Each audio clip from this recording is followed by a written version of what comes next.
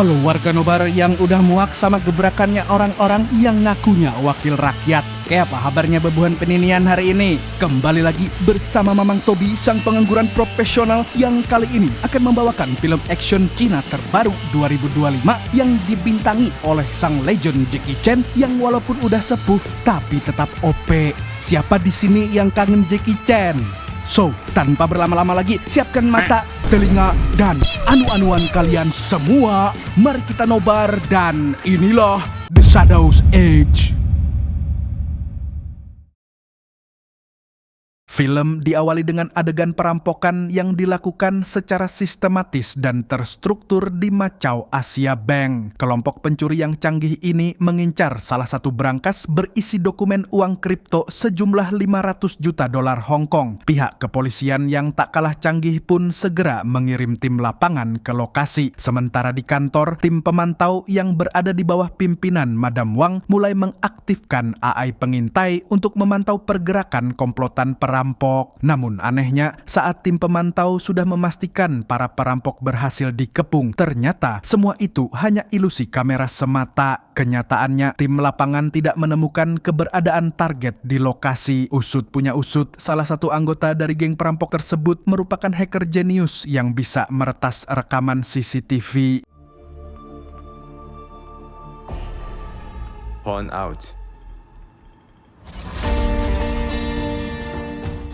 Keesokan harinya, tim polisi mendatangi pemilik brankas dan membawanya ke kantor untuk dimintai keterangan. Namun si pemilik mengungkapkan bahwa dokumen yang dicuri hanya sebagian dari password uang kripto. Tanpa sebagiannya lagi, maka uang tidak dapat dicairkan. Berdasarkan keterangan itu, tim polisi yakin para perampok saat ini mengincar data lengkapnya. Dan dugaannya benar, geng perampok tersebut kini mulai beraksi di gedung JH Digital Asset Management.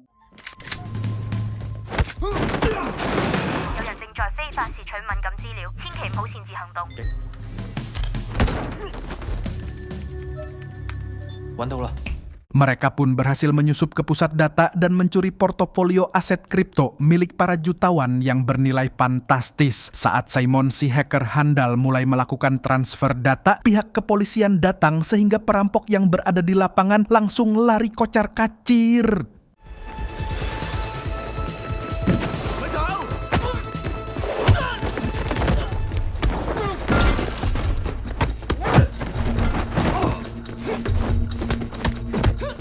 Dalam aksi itu, kapten dari tim polisi yang bernama Wu berhasil disandra oleh geng perampok. Kemudian, pertarungan epik pun pecah di dalam lift.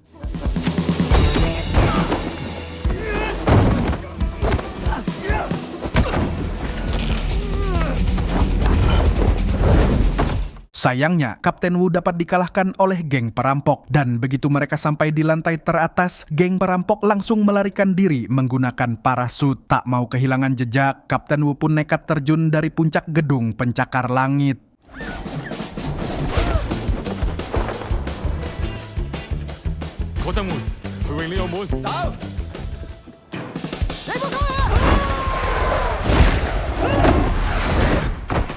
Sementara itu, geng perampok mendarat di rooftop gedung Wynn Macau. Mereka pun langsung beraksi menumbangkan seluruh tim keamanan.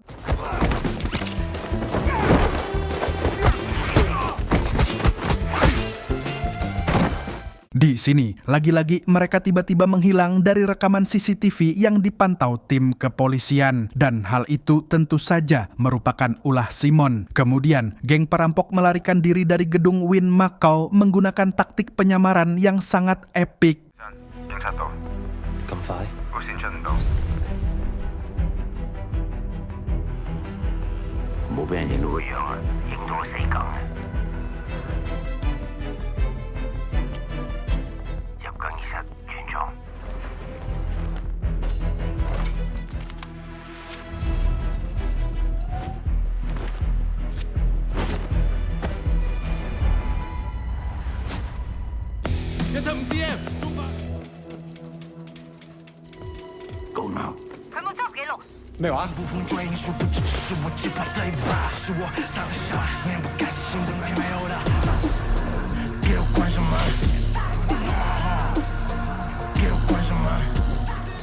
場樹表演唔係12點之後嘅咩？嗰邊，嗰邊。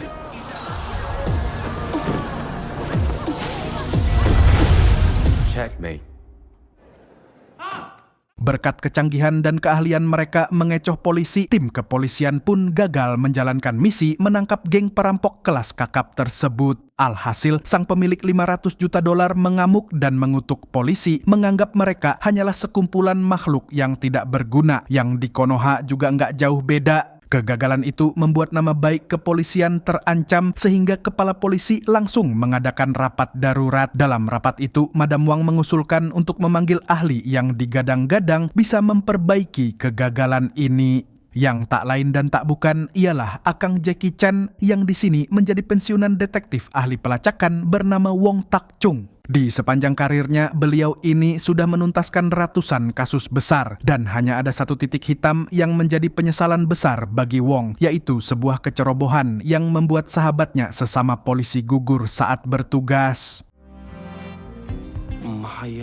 Lalu keesokan harinya, dua polisi ditugaskan untuk memata-matai Wong, yaitu Liu dan seorang polwan bernama Qiu. Singkat cerita, Qiu mengikuti Wong sampai ke sebuah restoran. Namun tak disangka-sangka, Wong langsung mengetahui kedoknya. Di sini juga terungkap kalau ternyata Qiu adalah anak dari almarhum sahabatnya Wong. Qiu pun segera menyampaikan tujuannya membuntuti Wong, yaitu untuk mengajak sang legend kembali menjalankan misi kepolisian. Maka besoknya, Wong datang ke kantor polisi Macau dan bertemu Madam Wang beserta jajarannya. Di sini, dia lalu diperlihatkan dengan rekaman CCTV yang berhasil menangkap pergerakan geng perampok di gedung Win. Dalam sekali lihat, Wong langsung dapat mendeteksi para komplotan perampok yang menyamar.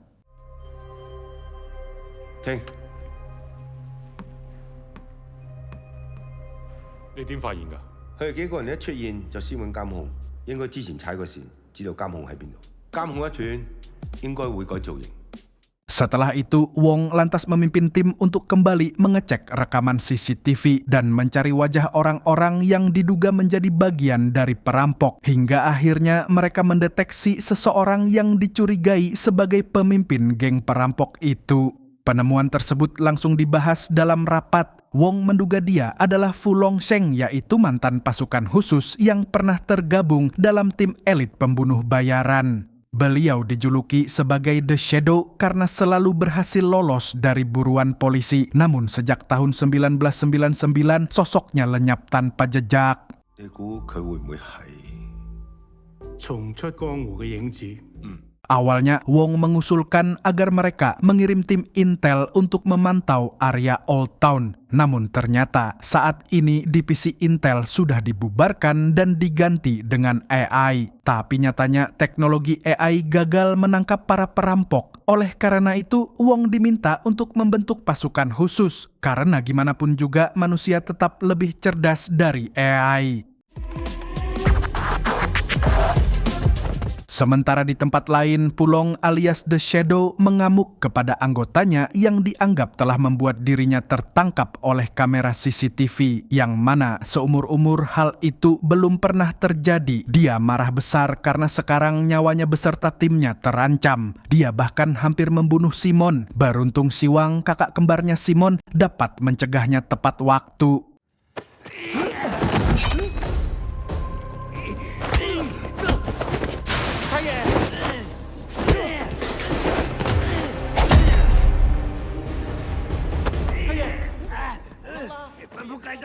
Lalu besoknya kita diperlihatkan dengan Qiu yang sedang latihan tinju di tempat gym. Sampai tiba-tiba sekelompokan polisi lain menghampirinya. Dengan terang-terangan mereka menghina Qiu karena sebagai polisi badannya tergolong kecil. Mereka juga mengatakan kalau Qiu bisa menjadi polisi hanya karena bapaknya dulu juga polisi. Mendengar itu, Qiu yang emosi pun langsung memberi mereka pelajaran. 嚟，外賊，做我。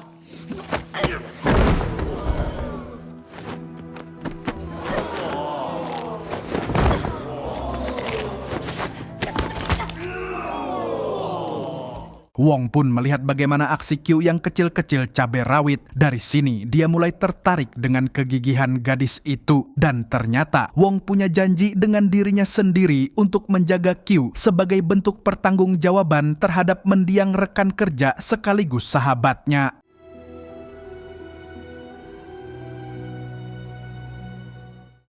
Beberapa hari kemudian tiba waktunya untuk Wong memilih orang-orang yang dinilai bisa menjadi bagian dari pasukan khusus. Dan mereka yang terpilih adalah Liu Q, tofu, nasi, puding, dimsum, Egi, Lucky, dan roti. Tanpa membuang-buang waktu, besoknya tim yang diberi nama Adorable Unit itu pun langsung dikerahkan ke lapangan. Mereka menyebar di area Old Town dengan melakukan penyamaran. Ada yang jadi kang bakso, badut, kurir Shopee Food, dan pesepeda. Di sini, Wong memberikan banyak ilmu dan pelajaran berharga dalam menjalankan misi rahasia kepada anggota timnya yang kebanyakan Gen Z itu. Namun, selama 12 hari mengintai seluruh area Old Town, mereka tak kunjung mendapatkan petunjuk. Ciu sampai kesal sendiri karena di saat yang lain terjun langsung ke lapangan, dia justru mendapat tugas yang membosankan, yaitu menemani Wong memantau tim dari taksi gadungan. Sementara itu, di markas Shadow memberi wejangan kepada anak buahnya. Dia juga menyerahkan misi berikutnya agar dirancang oleh Simon yang cerdas dan berjiwa muda, sebab rencananya dalam melakukan tindak kriminal masih menggunakan cara lawas. Maka dari itu, Simon bersembunyi di panti asuhan untuk menyusun strategi. Kemudian, dari sini terungkap bahwa anak buah Shadow merupakan anak-anak panti asuhan yang dia asuh dan dia rawat seperti anak sendiri. Itulah sebabnya mereka semua patuh dengannya karena menganggap Shadow telah berjasa menyelamatkan mereka dari kelaparan.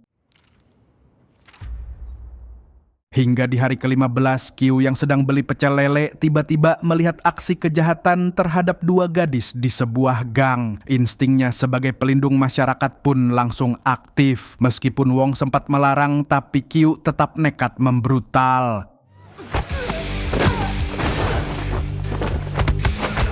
Namun ternyata Q kewalahan melawan 3 preman sendirian. Beruntung Wong segera datang untuk membantunya sebelum terlambat.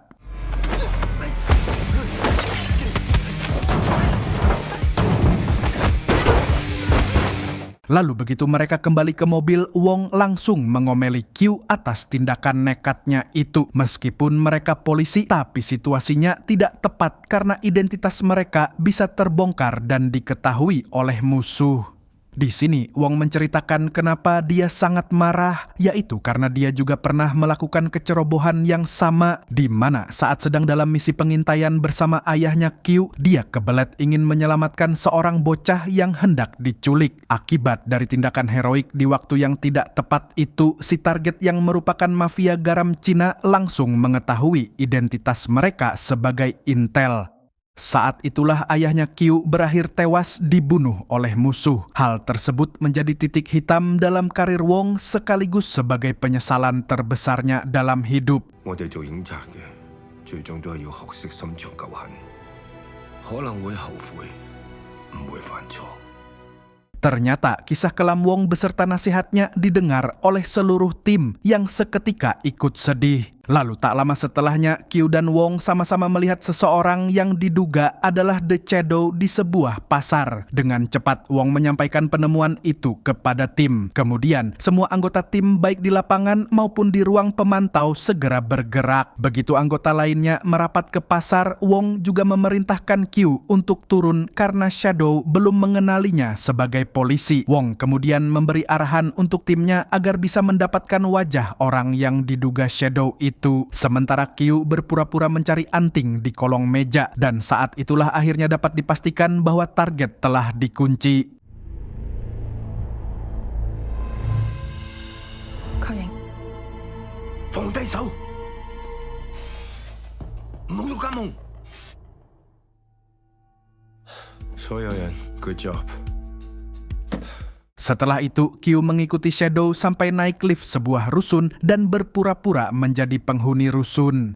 Akan tetapi, Shadow mulai curiga bahkan sudah mengeluarkan pisau lipatnya untuk menyerang Q. Beruntung Wong yang memiliki otak cerdas dan sudah berpengalaman menghadapi penjahit kelas kakap lagi-lagi menyelamatkan Q dengan mengaku menjadi ayahnya gadis itu. Dia juga menggunakan taktik yang berhasil membuat mereka tidak dicurigai lagi oleh Shadow. Selain itu, berkat teknik apel busuknya Wong, tim pemantau dapat mengetahui di lantai mana Shadow tinggal. Karena di apel busuk itu, Wong memasang sebuah kamera tersembunyi.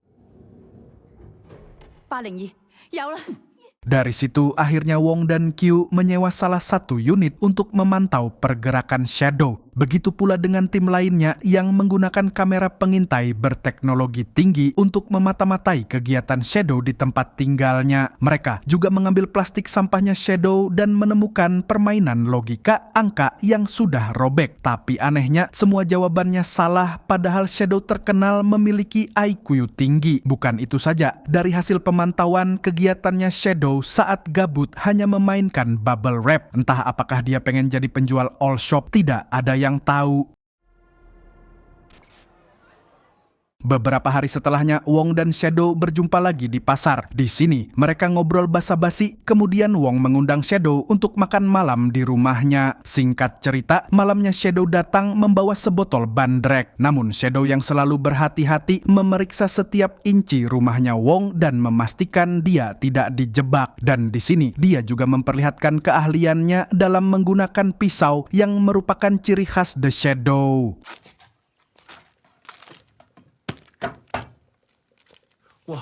Kemudian saat mereka bertiga makan bersama, Q memanfaatkan kesempatan itu untuk meretas data-data di ponselnya Shadow. 已經開始 copy。 Setelah berhasil mencuri data dan Shadow sudah pulang, Q lalu menyerahkan data itu kepada tim IT di kantor polisi. Namun, di waktu yang bersamaan, anak didiknya Shadow juga berhasil mendapatkan data dirinya Q dan Wong. Dan malam itu juga, Siwang datang untuk menyerang Wong di rumahnya.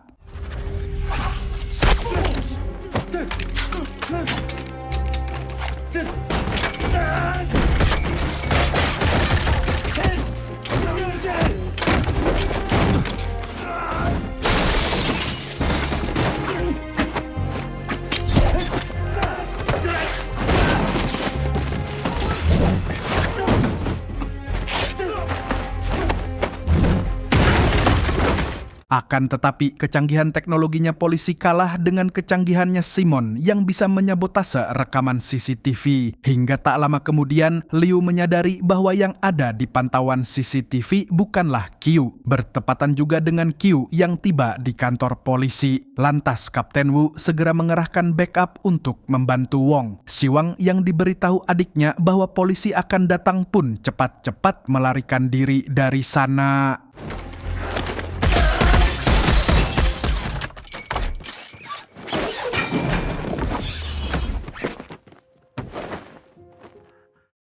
Besok malamnya, tim Adorable Unit menjadi lebih gencar bergerak memantau Shadow. Kebetulan saat itu, Shadow juga pergi menggunakan taksi yang sama yang pernah dia naiki dalam aksi perampokan di awal film tadi. Tim IT di kantor polisi pun lantas merekam wajah sopir taksinya untuk dicari tahu identitasnya. Sedangkan Shadow sendiri terpantau sedang menuju kantor polisi, entah untuk apa. Sementara di sisi lain, Wong mulai menyadari ada yang janggal dengan bubble wrap dan permainan angka yang dimainkan Shadow. Akan tetapi sebelum dia sempat menyampaikannya ke tim, tiba-tiba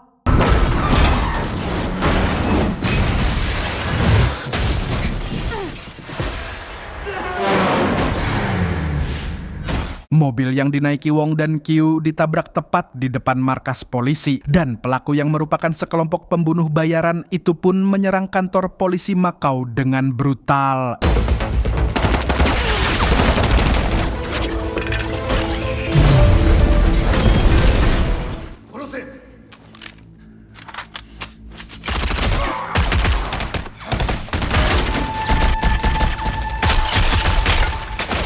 Di tengah aksi baku tembak, Wong yang telah siuman segera bangkit untuk membantu Q. Lalu Wong mencuri kesempatan untuk memberitahu Q soal bubble wrap dan permainan angka yang ternyata adalah kode rahasia sebagai bentuk komunikasi Shadow dengan timnya.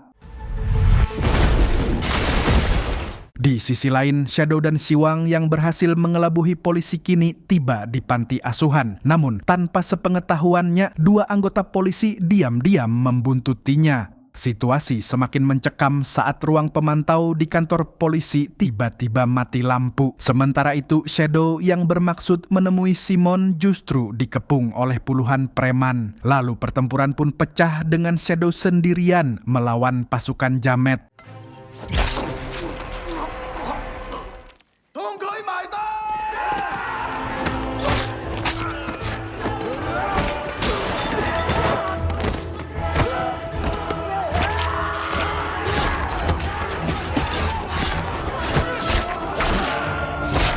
Di sini, kita diperlihatkan seberapa OP-nya Shadow sang mantan pembunuh bayaran yang selalu lolos dari kejaran polisi. Sementara di waktu yang bersamaan, Wong tengah menghadapi pasukan pembunuh pembayaran.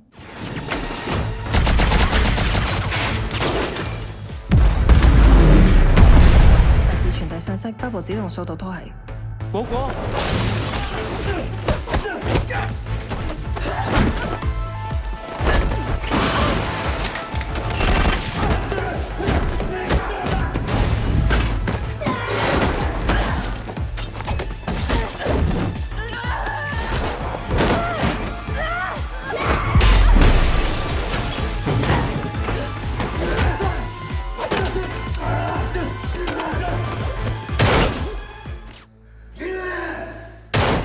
Dan sesuai dugaan kita semua, sang legend pun berhasil menumpas habis pasukan bersenjata itu. Lalu kita diperlihatkan dengan Shadow yang baru saja selesai membantai pasukan Jamet. Tak lama kemudian, Siwang muncul dan mengungkapkan fakta bahwa dia beserta kembarannya lah yang merencanakan penyerangan tersebut. Mereka menganggap sang ayah angkat sangat berbahaya sehingga berniat membunuhnya sebelum anak-anak yang lain menjadi korban. Hal itu mereka sadari setelah Shadow hampir membunuh Simon di awal film. Lantas demi menyelamatkan nyawa saudara-saudaranya, Siwang pun nekat mengorbankan diri dengan menghadapi Shadow secara langsung.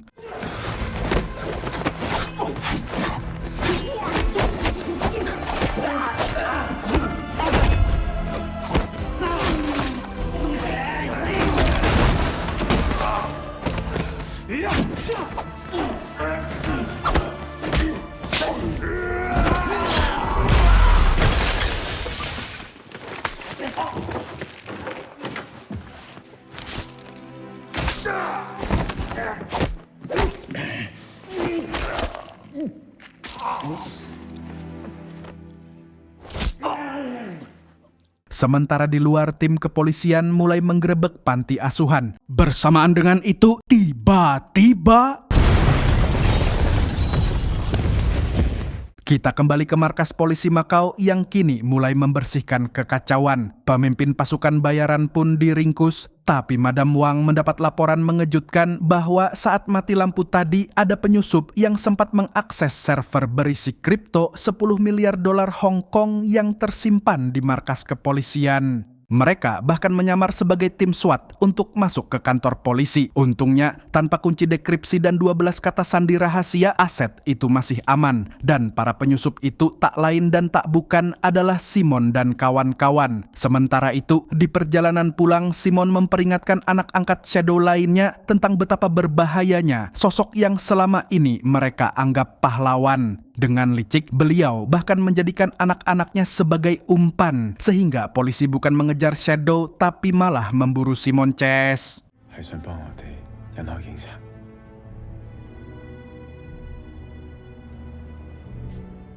Adegan beralih ke panti asuhan, di mana di antara reruntuhan bangunan akibat ledakan bom, tak disangka-sangka Shadow masih hidup. Namun naas, Siwang sang anak emas telah tewas. Tak berselang lama, Kapten Wu dan tim datang untuk meringkusnya. Namun, sebelum menyerahkan diri, Shadow mengatakan ingin menunjukkan sesuatu di gedung Win.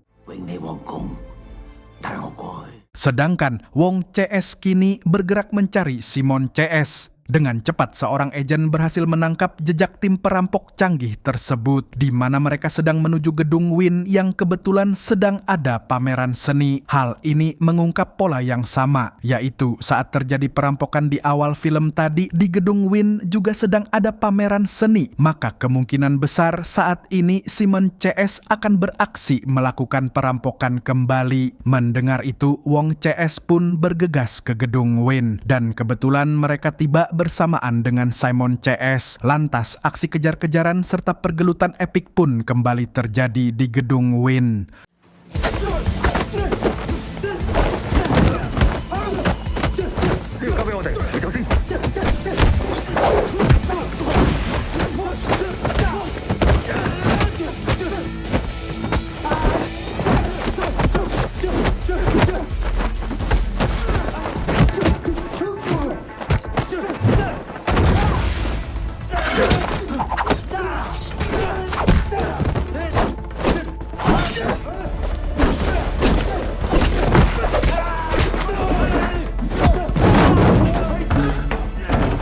Di sisi lain, Shadow yang sedang dalam perjalanan ke gedung Wynn mendapat panggilan dari Simon lewat HP-nya polisi. Setelah mereka bercakap-cakap sebentar, Shadow mengembalikan ponsel itu ke Kapten Wu. Namun, inilah yang terjadi.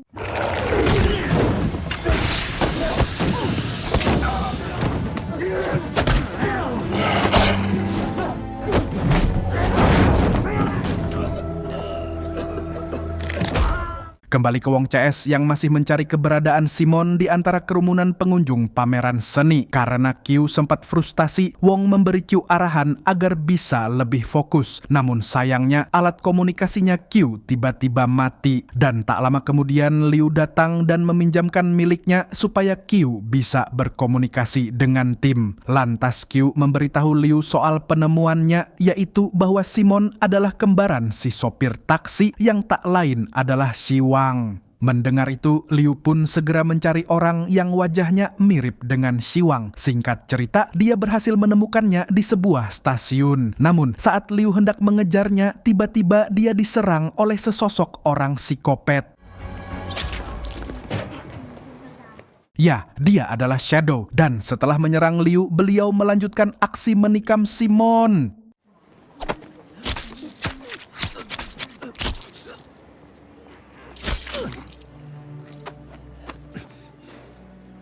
Shadow, betrayal, grateful, blind. Sementara itu, Liu yang sakaratul maut sempat menyampaikan ciri-ciri pakaiannya Shadow kepada Q.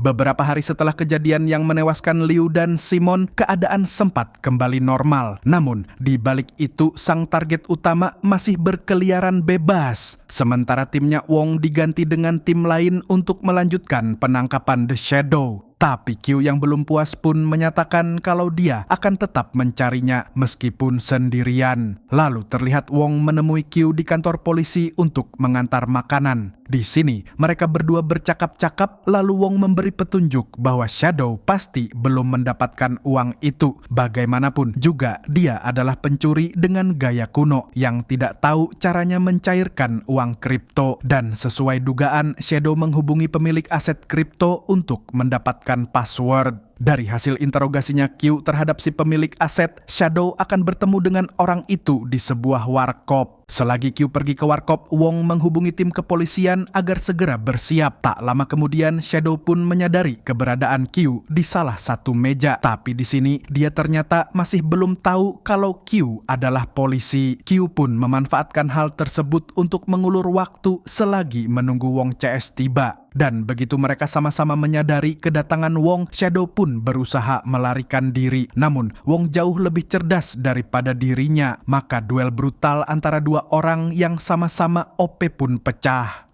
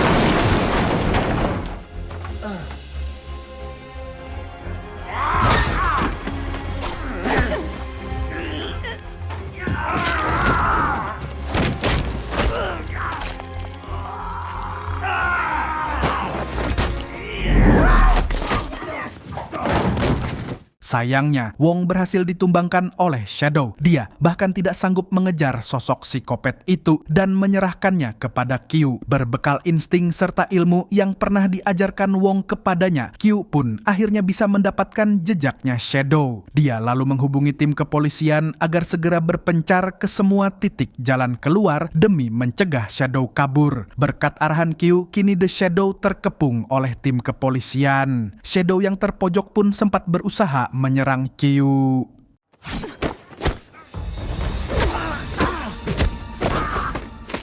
Namun tak disangka-sangka Q berhasil menumbangkannya dengan mudah. Kemudian Wong menyerahkan borgol kepada Q sebagai tanda bahwa Q berhasil menyelesaikan misi besar ini.